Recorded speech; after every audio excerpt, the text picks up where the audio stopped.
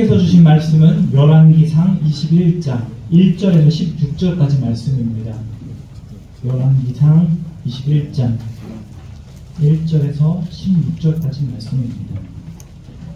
제가 가진 성경에는 구약성경 553페이지에 있습니다. 제가 봉독하도록 하겠습니다.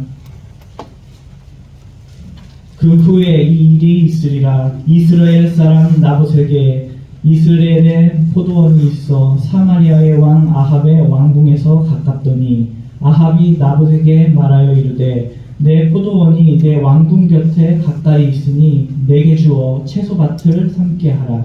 내가 그 대신에 그보다 더 아름다운 포도원을 내게 줄 것이요 만일 내가 좋게 여기면 그 값을 돈으로 내게 주리라.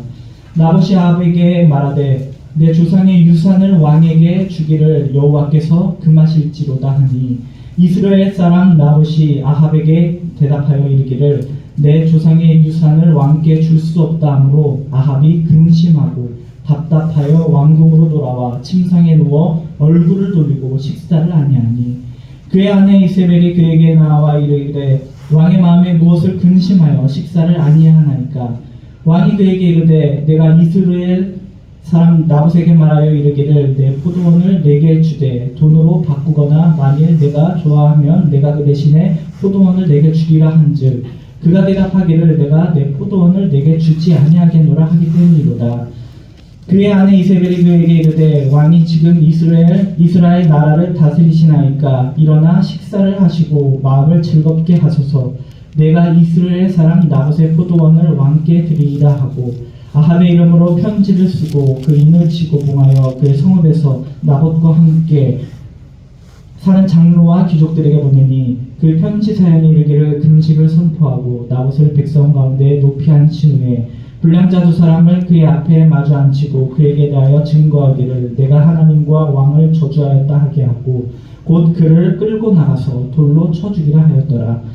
그의 성읍 사람 곧 그의 성읍에 사는 장로와 귀족들이 이세벨의 지시 곧 그가 자기들에게 보낸 편지에 쓴 대로 하여 금식을 선포하고 나봇을 백성 가운데 높이 앉히매 때에 불량자 두 사람이 들어와 그의 앞에 앉고 백성 앞에서 나봇에 대하여 증언을 하여 이르기를 나봇이 하나님과 왕을 저주하였다 하매 무리가 그를 성읍 밖으로 끌고 나가서 돌로 쳐 죽이고 이세벨에게 통보하기를 나봇이 돌에 맞아 죽었나이다 하니 이세벨이 나봇이 돌에 맞아 죽었다 함을 듣고 이세벨이 아합에게 이르되 일어나 그 이스라엘 사람 나봇이 돈으로 바꾸어 주기를 싫어하던 나봇의 포도원을 차지하소서. 나봇이 살아있지 아니하고 죽었나이다. 아합은 나봇이 죽었다 함을 듣고 곧 일어나 이스라엘 사람 나봇의 포도원을 차지하러 그리로 내려갔더라. 아멘. 이 시간 찬양대회에 찬양 있겠습니다.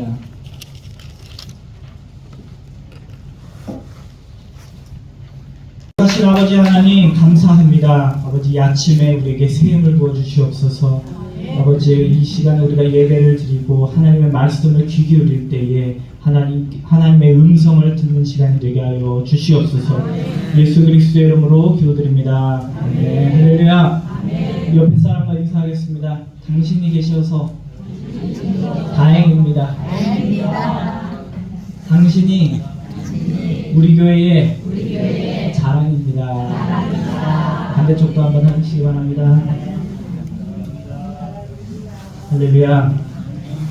어느 작은 오아시스를 소유한 한 할머니가 있었다고 합니다. 이 할머니는 이 오아시스를 찾는 여행객들을 잘 섬겼습니다. 사막을 지나는 여행자들에게 물을 떠다 주기도 하고 또 야자수 나무 아래 쉴 수 있는 침소도 마련해 주었습니다. 그래서 이 여행객들이 너무 감사해서 이 할머니에게 떠날 때 어떻게 했을까요? 고맙다고 돈을 주고 갔습니다. 근데 할머니는 처음에는 괜찮다고 이러지 말라고 했는데 또 어떻게 주면 어떻게 합니까? 받아야죠. 그래서 받았습니다. 그러다 보니까 할머니 집에 이제는 돈이 점점 쌓이기 시작한 겁니다. 근데 이제 할머니가 이제 봉사 정신이 가득했는데 이제 뭐가 생겼을까요? 직업 정신이 생겼습니다. 장인 정신이 있었는데 뭐가 생겼을까요? 이제는 상인 정신이 생긴 겁니다. 그래서 이제 할머니는 이 오아시스의 물을 어떻게 했습니까? 돈을 받고 팔기 시작했습니다. 왜요? 잘못했습니까? 여러분들? 그러니까 자꾸 이 물을 파니까 이 오아시스의 물이 어떻게 됩니까? 자꾸 줄어드는 겁니다. 그래서 할머니가 걱정이 되기 시작합니다. 아, 이 물이 떨어지면 어떡하지?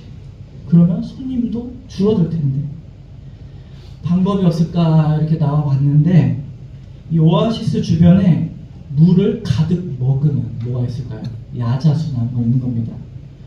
그래서 할머니가 이렇게 얘기합니다. 옳거니 저놈이 범인이구나. 그래서 이 물의 물을 저 야자수나무가 다 먹고 있구나. 내가 이놈들을 어떻게 해야 되냐? 잘라버려야겠다. 그래서 오아시스 나무를 어떻게 했습니까? 잘라버렸습니다. 이제 여행객들이 편히 쉴 수 있는 그늘이 사라져버렸습니다. 가뜩이나 물도 부족한데 햇빛에 오아시스가 그대로 노출이 되어서 그 오아시스는 바싹 말라버리고 말았습니다. 이제 물과 그늘이 사라진 이 오아시스에는 더 이상 여행객들이 찾아오지 않았습니다. 그래서 여행객들이 모두 떠난 이 오아시스, 텅 빈 오아시스 터에 앉아서 할머니는 후회를 합니다. 내가 돈에 눈이 멀었구나. 여기서 돈 쓸 일이 내가 뭐가 있더라. 내가 왜 돈을 그렇게 욕심을 부렸나. 그냥 내가 봉사하던 그때가 좋았다라고 신세를 한탄을 했다고 합니다. 되게 심각해지셨어요, 여러분들. 재밌게 들으시더니. 이렇게 할머니의 고백을 통해서 우리는 불필요한 욕심이 어떠한 결과를 낳는지 알 수 있을 것입니다. 우리의 불필요한 욕심은 결국 어떻게 됩니까, 여러분? 결국 망하게 되어 있습니다. 오늘 성경에 나온 누가 나오고 있습니까? 아합. 이 아합이라는 사람은 불필요한 욕심이 많았던 사람입니다. 그래서 그는 어떻게 됩니까? 망했습니다. 이웃 나봇이라는 사람의 포도원을 탐냈습니다. 그렇지만 이 땅의 주인이었던 나봇은 그를 거절을 했습니다. 더 아름다운 포도원을 내가 준다고 해도 거절을 하고 돈을 많이 준다고 해도 결코 팔지 않는다고 했습니다. 그러자 이 아합의 마음이 어떡합니까? 이 사람은 욕심이 있고 내가 갖고 싶어 하는 거는 다 가져야 하는 사람입니다. 그런데 팔지 않으니까 어떻게 마음이 조급합니다. 근심이 가득했습니다. 밥도 넘어가지 않고 잠도 오지 않았습니다. 그러자 그 옆에 있었던 아내 누구입니까? 이세벨 나서서 얘기합니다. 내가 그 포도원을 갖게 해주겠으니까 빨리 밥도 좀 드시고 밥도 좀 자시고 얼른 발도 닦고 잠도 주무시고 걱정하지 말라고 했습니다. 그래서 이 이세벨이 악한 음모를 꾸몄습니다. 거짓말을 할 수 있는 사람 2명을 세워서 이 나봇이라는 사람이 하나님을 저주하고 왕을 저주했다고 누명을 씌워서 성 밖으로 끌고 가서 어떻게 됩니까? 돌로 쳐 죽이게 되었습니다. 그리고 아합에게 가서 이렇게 이야기합니다. 한번 우리 15절 말씀 한번 읽어보도록 하겠습니다. 15절입니다. 시작.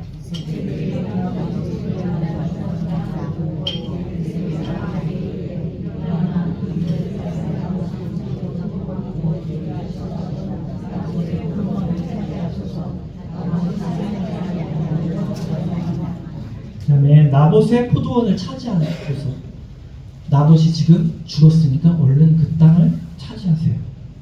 이 소식을 들은 아합은 아주 신이 났습니다.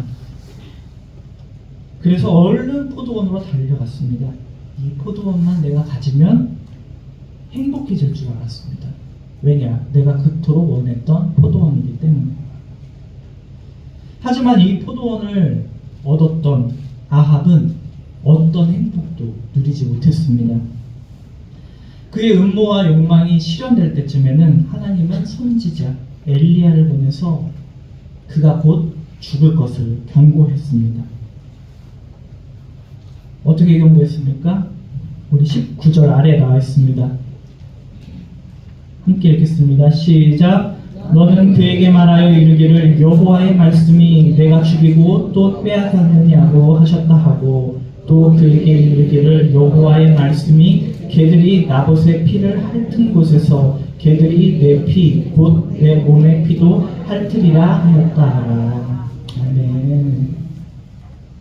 이 예언은 정확히 3년 후에 아람과의 전쟁에서 성취가 되었습니다. 그래서 성경은 이 아합의 죽음에 대해서 이렇게 이야기합니다. 왕이 이미 죽음에 그의 시체를 메어 사마리아에 이르러 왕을 사마리아에 장사하니라. 그 병거를 사마리아 못에서 씻음에 개들이 그의 피를 핥았으니 여호와께서 하신 말씀과 같이 되었더라. 아멘. 이렇게 불필요한 욕심은 결국에는 망하는 것으로 끝이 나고 있습니다. 아합이 나봇의 포도원을 탐내서 그것을 취하려고 하다가 결국엔 어떻게 됩니까? 하나님의 저주를 받게 되는 것입니다. 오늘 많은 사람들이 오늘날의 많은 사람들이 불행한 이유는 무엇입니까? 지나친 욕망 때문이 클 것입니다. 여러분, 인간의 욕망은 끝이 있을까요? 없을까요? 끝이 없습니다. 강물이 바다로 흐르되 바다를 다 채우지 못할 것처럼 인간의 욕망이라는 것은 마치 밑 빠진 독처럼 채울 수가 없다는 말입니다. 그래서 전도자는 전도서를 통해서 이렇게 이야기합니다. 눈은 보아도 족함이 없고 귀는 들어도 가득 차지 아니하도다. 이렇게 인간의 욕심은 끝이 없다는 것입니다. 오늘 여러분들 중에 저는 욕심이 없습니다 한번 흔들어 보십시오. 굉장히 많이 계시네요. 창세기 보면 아담과 하와가 왜 모든 에덴 동산에 있는 모든 다른 것들을 두고 하나님이 먹지 말라고 한 선악과에 눈이 갔을까? 왜 아합이라는 사람은 그 많은 재물과 땅이 있는데도 포도원에 눈독을 들였을까? 왜 다윗은 그렇게 많은 부인이 있는데도 우리아의 아내 밧세바를 탐했을까? 그들 모두는 소유가 전혀 부족한 사람이 아니었습니다. 다 넘치고 풍족한 사람들이었습니다. 그런데 왜 똑같이 눈독 들여야 말아야 할 곳에 눈독을 들이는 겁니까? 그리고 그 결과가 무엇입니까? 다 하나같이 망했다는 것입니다. 아합은 죽음으로써 자신의 죄값을 받았습니다. 아담과 하와는 에덴 동산에서 쫓겨났습니다. 다윗은 밧세바와 낳았던 그 첫 아들을 잃어버렸습니다. 왜 이런 일이 일어나는 것입니까? 우리의 인간의 욕망은 끝이 없기 때문입니다. 할렐루야. 사람이란 결국 가져보면 별것도 아닌데 가지지 못하면 어떻습니까? 너무나 갖고 싶은 그 욕망을 품고 살다가 결국에는 망하는 것입니다. 오늘 우리가 살고 있는 저와 여러분의 집에도 불필요한 것들이 참 많습니다. 욕망에 따라 충동 구매해서 읽지 않는 것도 많을 것이고 쓰지 않는 도구들도 많이 있습니다. 여러분들 핸드폰만 봐도 그렇죠? 여러분 핸드폰 내가 정말 못 쓰게 됐다 해서 바꾸신 분 있어요? 있을 수도 있겠죠. 그렇죠? 그런데 대부분 질렸기 때문에, 그렇죠? 더 좋은 것을 내가 갖고 싶었어. 오늘은 이런 만족의 감사가 아니라 과도한 욕심을 통해서 오늘 상실감이 저와 여러분의 마음을 가득 채우고 있다는 것입니다. 제가 아는 분이 얼마 전에 보니까 굉장히 좋은 차를 뽑았습니다. 그래서 물어봤어요. 차 좋은 거 뽑으셨네요. 근데 그렇게 얘기하고, 처음에는 제가 사업을 해야 돼서 작은 경차가 하나가 필요했습니다. 그래서 무슨 차를 사려고 하셨습니까? 그러니까 레일을 사려고 했다고 합니다. 근데 레일을 사려고 보니까 그 돈이면 뭘 살 수가 있을까요? 아반떼를 살 수가 있다고요. 그래서 아반떼를 살라고 했다고 합니다. 근데 아반떼 살 돈이면 조금 더 쓰면 뭘 살 수가 있어요, 여러분들? 네? 소나타를 살 수가 있을 때요. 그래서 소나타를 사자 해서 보고 있는데 그 돈이면 뭘 살 수가 있습니까? 또 그랜저를 살 수가 있었다고 합니다. 그래서 그 그랜저를 진짜 살라고 이제 안 되겠다 해서 그랜저 하이브리드 차량을 살라고 갔는데 요즘에는 그랜저는 별로 안 좋다고 그래요. 그럼 뭐가 더 좋다고 합니까? 제네시스. 그래서 제네시스를 살라고 그래. 열심히 해서 제네시스를 사고 이거를 할부금을 갚기 위해서 내가 열심히 일하겠노라 하고 제네시스를 사러 갔다가 제네시스 딜러가 그런 얘기를 하더라고요. 이 돈이면은 수입차도 살 수 있겠습니다 라고 해서 수입차를 사서 왔습니다. 할렐루야. 우리가 모두 이런 세상에 살고 있습니다. 만족할 수 없는 이 세상. 조금만 더. 그래서 야고보 사도가 말하기를 욕심이 잉태한즉 죄를 낳고 죄가 장성한즉 사망을 낳는다. 이렇게 아합의 마음에 가득한 욕망이 이세벨의 손을 통해서 죄를 짓게 되었고 결국에 나봇의 포도원을 탈취하게 되었습니다. 하지만 그 기쁨은 아주 잠시였습니다. 그 후에 아합과 이세벨은 물론이요 그 집의 모든 남자들이 다 멸망하게 되었습니다. 그래서 하나님께서 뭐라고 말씀하십니까? 내가 재앙을 내게 내려 너를 쓸어버리되 내게 속한 남자는 이스라엘 가운데의 매인자나 노인자를 다 멸할 것이요. 이렇게 채울 수 없는 욕망 속에서 우리는 어떻게 살아야 합니까? 우리는 욕망을 잘 통제하지 않으면 우리도 아합과 같은 꼴을 당할 수밖에 없는 것입니다. 반면에 토지를 팔지 않았던 이 나봇을 통해서 저와 여러분, 우리 성도는 하나님께서 주신 땅에서 만족하며 사는 것이 얼마나 아름다운 것인지 깨달아야 하는 것입니다. 할렐루야. 우리 그런 생각도 듭니다. 성경을 읽고 묵상을 하면서 왜 나봇이 포도원을 팔지 않았을까? 그쵸 여러분? 팔지 않았으면 더 아름다운 포도원도 준다고 했는데, 그쵸? 그리고 마음에 드는 포도원이 없으면 어떻게 한다고 합니까? 보상을 해준다고 합니다. 그런데 이 아합은 알박기를 하다가 죽은 것이 아닙니다. 여러분 투자는 어떻게 해야 합니까? 제가 알려드릴게요. 투자는 어떻게 해야 하냐? 저점에서 사서 어떻게 해야 합니까? 고점에 팔아야 합니다. 이렇게 하시는 분 혹시 계세요? 너무 어렵죠? 이 정도는 아니다. 그러면 내가 어떻게 하느냐? 따라해봅시다. 무릎에서 사서. 어디서 팝니까?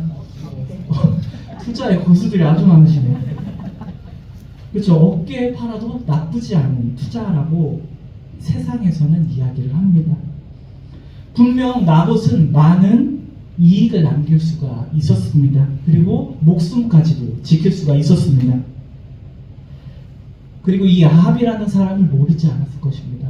어떻게든 그것을 빼앗으려고 하고 목숨까지 빼앗아서 그 포도원을 빼앗을 것이라는 인물이라는 것을 이 나봇은 알고 있었습니다. 그렇게 눈치가 없지는 않았을 텐데 왜 팔지 않아서 죽음을 당했을까? 그 이유는 아주 간단합니다.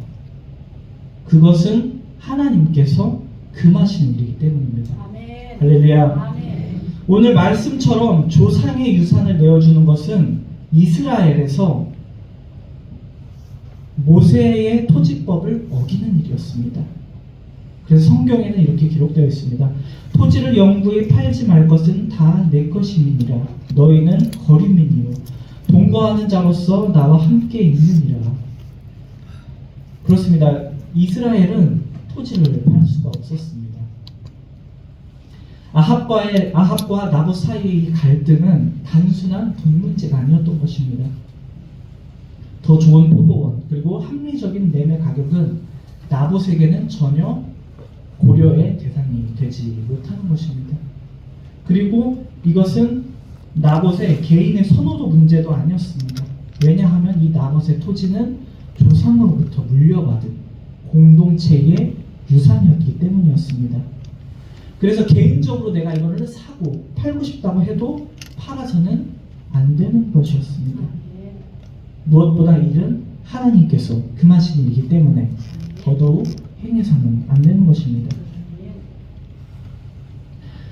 우리가 상식적으로 납득이 안 되죠. 왜냐하면 이스라엘의 배경을 우리가 이해하지 못하고 이해할 수가 없습니다. 왜냐하면 이스라엘 백성들은 요단강을 건너기 전까지만 해도 땅의 주인이 될 수 없는 사람들이었습니다. 당연히 종이었기 때문에, 애굽의 종이었기 때문에.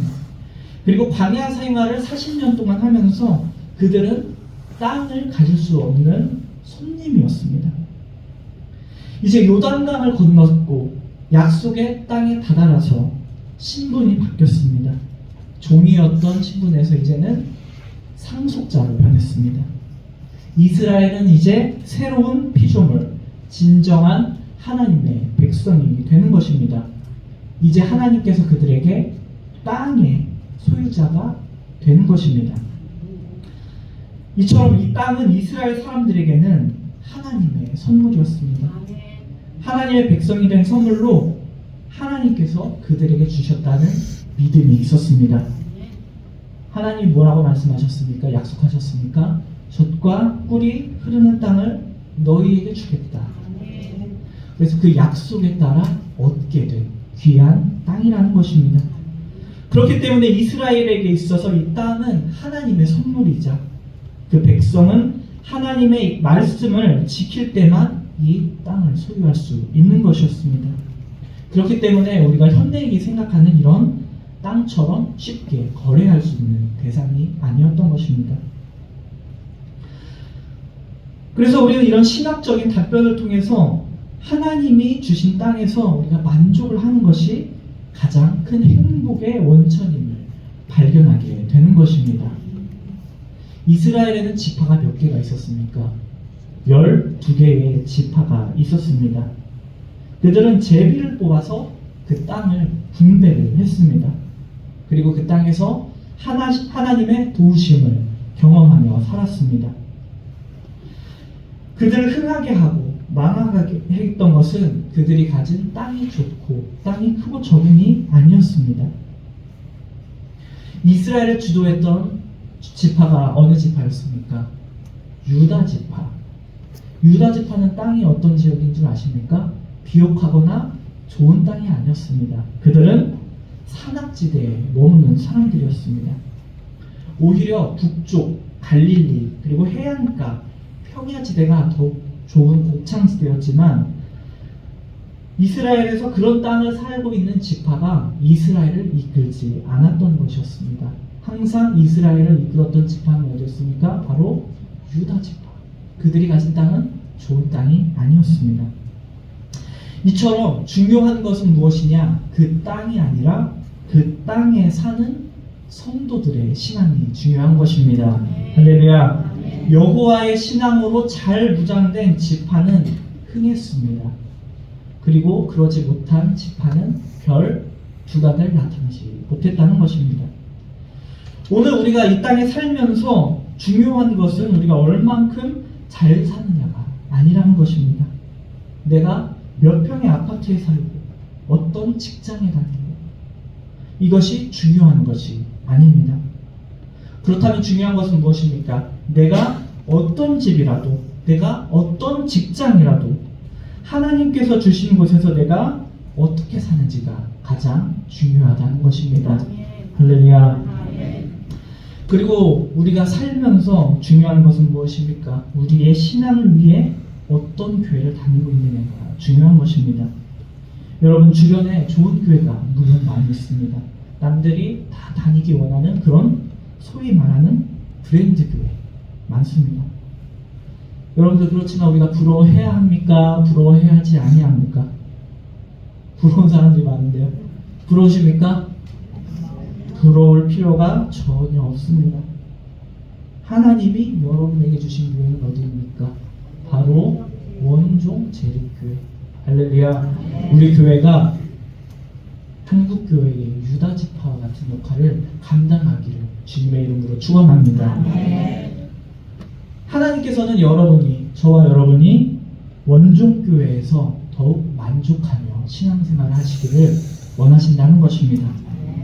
그리고 여러분의 자녀들이 이스라엘 자손들처럼 부모의 신앙을 잘 이어받아서 이 교회를 잘 지켜나가기를 원하시고 계십니다. 이스라엘 사람들이 그렇게 살았습니다. 유다는 유다 지파의 땅에서 살았고, 베냐민 지파는 베냐민의 땅에서, 므낫세는 므낫세의 땅에서 그렇게 살았습니다. 이름이 좋고 복지가 좋고 편한 곳이 다 좋은 교회가 아니라는 것입니다. 내가 몸담고 있는 그 교회가 가장 좋은 교회입니다. 그리고 이 교회만이 여러분에게 영적 양식을 공급해 줄 수가 있는 것입니다. 할렐루야. 우리 옆에 사람에게 한번 얘기해 봅시다. 당신이 계셔서 좋은 교회입니다. 반대쪽 사람에게도 당신이 계셔서 좋은 교회입니다. 할렐루야. 할렐루야. 땅만 유산이 아니라는 것입니다. 믿음도 유산입니다. 땅보다 중요한 것이 사람입니다. 살면서 중요한 것이 나의 남편이, 나의 아내가, 나의 자녀가 어떤 인물인지, 그것이 중요한 것이 아닙니다. 탁월할 수도 있습니다. 하지만 부족할 수도 있습니다. 중요한 것은 무엇이냐? 우리 가족과 아내와 자녀와 남편을, 그리고 교회를 하나님께서 우리에게 주셨다는 사실입니다. 그래서 하나님은 이런 모든 것에서 행복의 근원을 발견하기를 원하십니다. 할렐루야. 하나님은 우리의 각각, 저와 여러분의 한 사람 한 사람에게 행복하게 살 수 있도록 권리를 부여하셨습니다. 우리에게 가족도 주시고, 집도 주시고, 직업도 주시고, 교회, 자녀도 주셨습니다. 이런 권리는 아무리 내가 가진 것이 많다고 할지라도, 왕이라고 할지라도 그 누가 와도 박탈할 수 없고 팔 수 없는 그런 것입니다. 그것은 하나님을 경멸하는 것과 같은 것입니다. 이 아합의 사례처럼 하나님의 백성들은 내 행복을 위해 다른 사람의 행복을 빼앗거나 그 소유를 절대로 박탈해서는 안 되는 것입니다. 그럴 때 하나님은 아합처럼 왕이라고 할지라도 그 자격을 박탈시켜 버리시는 것입니다. 할렐루야. 그렇기 때문에 우리 성도는 하나님 안에서 만족할 때에 가장 아름다운 삶을 살 수가 있습니다. 가장 아름다운 교회는 어느 교회입니까? 이 신앙의 유산이 대대로 흘러 이어져가는 교회입니다. 우리 교회도 어떻습니까? 벌써 3대가 다니는 교회입니다. 할아버지가 있고 아들이 있고 손자가 같이 다니는 교회. 하나님께서 이런 우리 교회를 축복해 주십니다. 그리고 더 풍성하게 채워주실 것입니다. 세상으로부터 아름다운 소리를 듣게 하실 것입니다. 죽어가는 영혼을 전도하며 하나님께서는 더욱더 성장시키실 것입니다. 그리고 이 세상에 더 많은 섬김과 봉사의 손길을 통하여 그 축복이 흘러 넘치게 하실 것입니다. 할렐루야. 사랑하는 우리 원종의 성도 여러분, 오늘 우리는 있을 자리에 있어야 하겠습니다. 할렐루야. 채울 수 없는 이런 밑빠진 독과 같은 우리의 욕심 앞에서 잘 사는 비결은 무엇입니까? 바로 하나님이 주신 땅에서 만족하며 사는 것입니다. 내 직장, 내 가정, 내 교회 만족하며 사는 것이 가장 큰 행복의 원천임을 꼭 기억하며 사시는 저와 여러분이 되시기를 주님의 이름으로 축원합니다. 기도하시겠습니다. 거룩하신 아버지 하나님, 은혜와 사랑을 감사합니다. 오늘 하나님께서 주신 은혜와 사랑들을 생각할 때에 아버지 채울 수 없는 우리의 욕심이 채워지기를 간절히 소망합니다. 아버지, 우리가 하나님께서 주신 것에 만족하고 내 가족과 내 가정과 그리고 내 교회를 사랑할 때에 하나님 가장 우리를 행복하게 채워 주시옵소서. 이 모든 말씀 주 예수 그리스도의 이름으로 기도드립니다.